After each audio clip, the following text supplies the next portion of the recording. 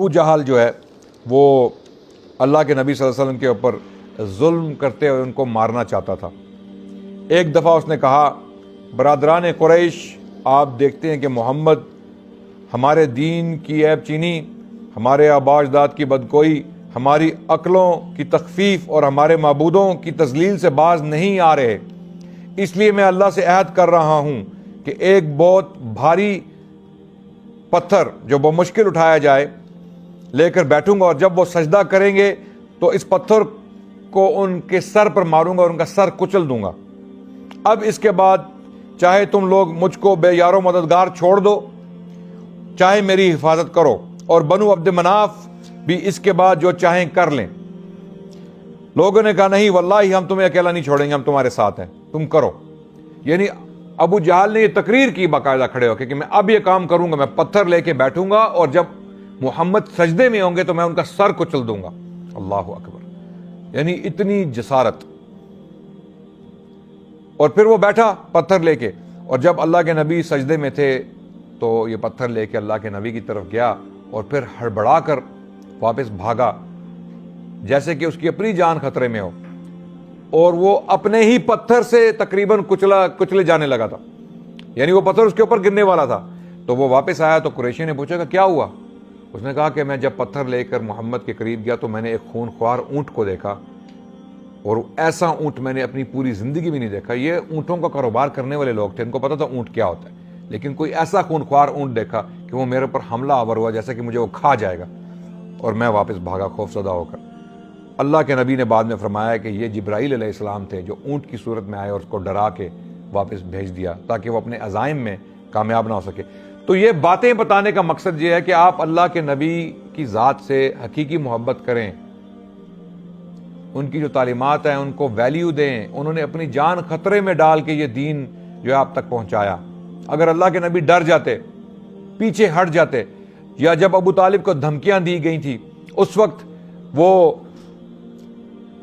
اس pressure کا شکار ہو جاتے، تو کیا یہ دین ہم تک پہنچتا؟ کیا ہم مسلمان ہوتے؟ آج 1400 سال بعد میں یہاں آپ کے سامنے بیٹھ کے لیکچرز کر رہے ہیں سیرت کے اوپر، کیا یہ ہم کر رہے ہوتے؟ کیا ہم تاریخ اسلام بھی پڑھ رہے ہوتے؟ کیا تاریخ اسلام کے اوپر لیکچرز کر رہے ہوتے؟ بالکل نہیں۔ اسی دوران جب یہ سب ظلم اور بربریت کا بازار گرم ہو چکا تھا، ابو جہل نے ایک دن ایک جسارت کی اور اس نے اللہ کے نبی صلی اللہ علیہ وسلم کو کوہ صفا کے نزدیک روکا اور اللہ کے نبی صلی اللہ علیہ وسلم کو گالیاں دیں۔ اس وقت اللہ کے نبی جو ہیں وہ خاموش رہے، اور پھر اس نے ایک پتھر سے اللہ کے نبی کے سر پر مارا، ان کے سر مبارک پہ مارا اور ان کو زخمی کر دیا۔ اللہ کے نبی صلی اللہ علیہ وسلم کے سر مبارک سے خون بہنے لگا، اور اسی حالت میں اللہ کے نبی صلی اللہ علیہ وسلم وہاں سے چلے گئے۔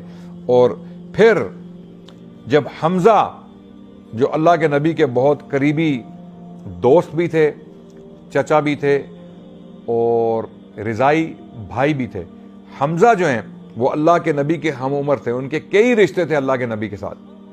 چچا تھے، عبد المطلب کے بیٹے تھے، ایک تو رشتہ داری تھی، پھر چچا بھی تھے، اور چچا بھی ہم عمر تھے، اور بچپن میں اللہ کے نبی کے ساتھ کھیل کے بڑے ہوئے، بہت محبت تھی اللہ کے نبی کے ساتھ، اور رضائی بھائی بھی تھے۔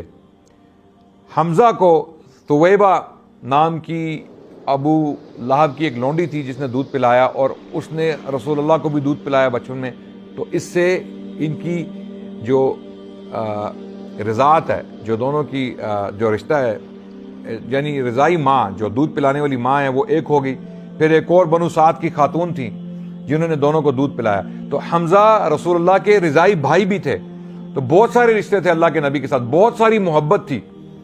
جب حمزہ شکار کر کے واپس آئے، مکے میں داخل ہوئے، تو اس وقت ایک خاتون تھی جس نے یہ سارا واقعہ ہوتے دیکھا، اور اس نے حمزہ کو بتایا۔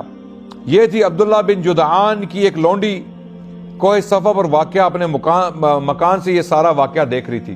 اس نے حمزہ کو بتایا کہ اے حمزہ، آپ کو معلوم ہے کہ آج ابو جہل نے آپ کے بھتیجے کے ساتھ کیا سلوک کیا؟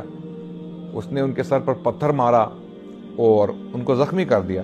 حمزہ گھر نہیں گئے، حمزہ سیدھا اسی جگہ آئے جہاں قریش کے سردار موجود تھے، بیٹھے تھے، اور ابو جہل ان میں موجود تھا، اور ابو جہل اپنے آپ کو پروٹیکٹڈ محسوس کرتا تھا کہ میں بہت پروٹیکشن میں ہوں، میرے ارد گرد بہت سارے لوگ ہیں. لیکن حمزہ کو دیکھتے ہی سب کے اوسان خطا ہو گئے. حمزہ قریش کے بلکہ بنو ہاشم کے ایک بہت تگڑے جوان تھے اور ان کی بڑی دہشت تھی مکے کے شہر میں، یعنی he was a well known fighter. Hamza جو ہیں وہ ایک بہت شدید مضبوط شخصیت کے حامل تھے. تو جب ان کو اس حالت میں، غصے کی حالت میں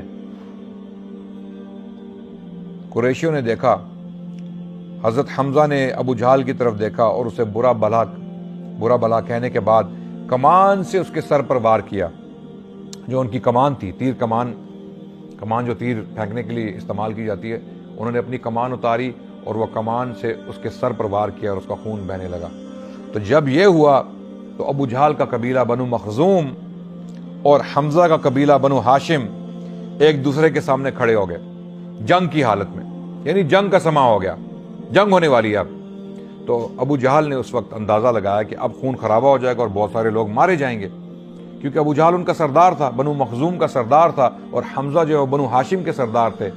تو پھر ابو جہل نے چالاکی کرتے ہوئے اس نے معاملے کو رفع دفع کر دیا. اس نے کہا میری ہی غلطی تھی، میں نے محمد کو برا بھلا کہا، جس کی وجہ سے حمزہ کو غصہ آیا اور انہوں نے اپنا بدلہ لیا. تو لوگ چھٹ گئے، جنگ کے بادل چھٹ گئے اور لوگ ہٹ گئے. اس کے بعد جب حمزہ نے ابو جہل پر حملہ کیا تھا، اس دوران غصے میں حمزہ نے بول دیا کہ میں بھی اپنے بھتیجے کے دین پہ ہوں، جو کرنا ہے کر لو، اور پھر کمان سے اس کے سر پہ وار کیا تھا. تو جب لوگوں نے سنا وہ حیران ہو گئے کہ حمزہ بھی محمد کے دین میں آ چکے ہیں.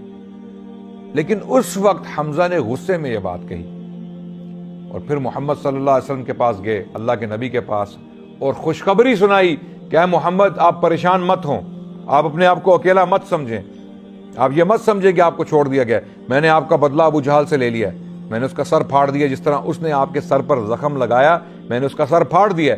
تو رسول اللہ صلی اللہ علیہ وسلم، ایک عام شخص ہوتا تو اٹھ کے گلے لگاتا، وہ ان کو چومتا، کہتا آپ نے میرا بدلہ لے لیا ہے، میں بہت پریشان تھا، مجھے بہت دکھ تھا، آپ نے میرا بدلہ لے لیا. لیکن اللہ کے نبی صلی اللہ علیہ وسلم کو اس بات سے کوئی خوشی نہیں ہوئی.